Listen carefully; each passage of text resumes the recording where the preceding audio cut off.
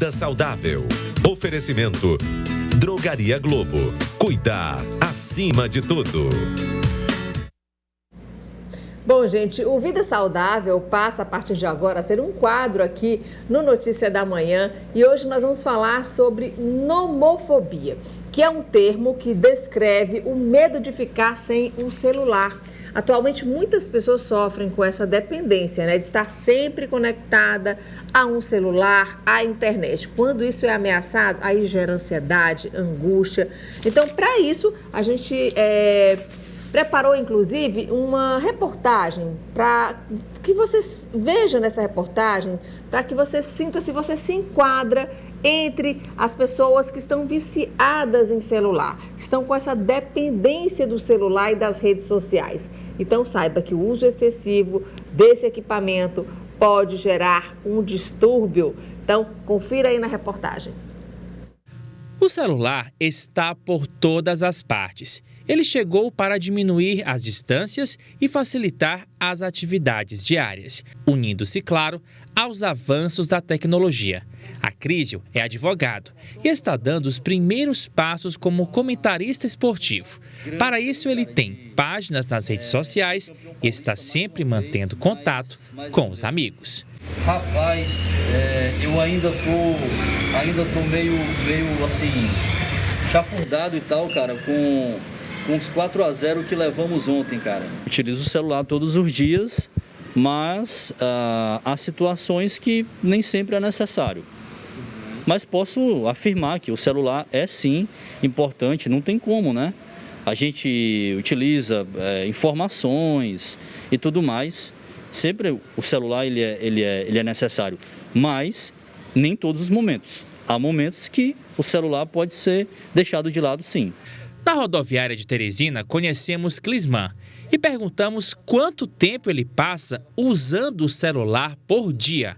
A resposta veio através desse print. São 8 horas e 19 minutos olhando para a tela do aparelho. Para Clisman, viver sem esse utensílio, nem pensar. Para você ter noção, eu já estava indo para a academia. Quando eu cheguei na porta da academia, eu esqueci o celular, eu voltei para depois malhar. Até na academia, na hora de lazer, eu preciso do celular para escutar minha música, para alguém da minha empresa legal, eu vou ter que atender. Então é impossível hoje eu ficar sem celular.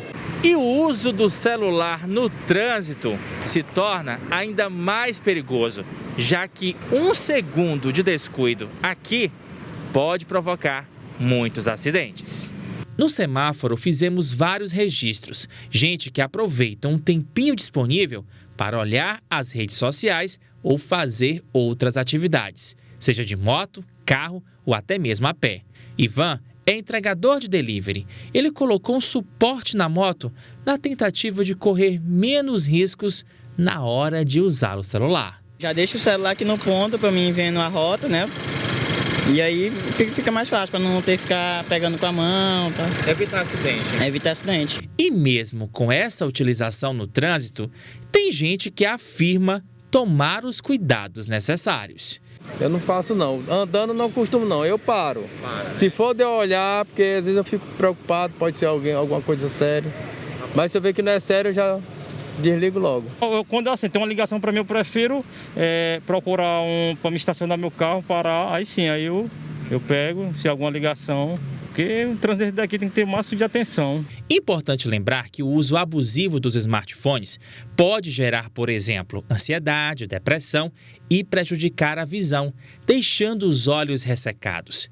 A Crísio, mostrado no começo da reportagem, garante que consegue conciliar bem o uso do aparelho sem prejudicar as atividades do dia a dia. O celular a gente utiliza, tudo mais, mas quando é, por exemplo, para se desligar, se desconectar, sem problemas.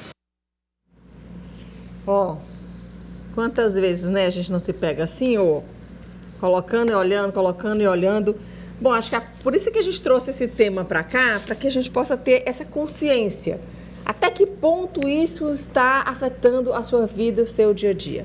E a gente convidou aqui a Danúbia Pires, que ela é psicóloga, e vai falar um pouquinho sobre isso para a gente. Tudo bem, Danúbia? Tudo Seja bem-vinda aqui. Obrigada. A Notícia da Manhã, nesse quadro aqui, no nosso quadro Vida Saudável.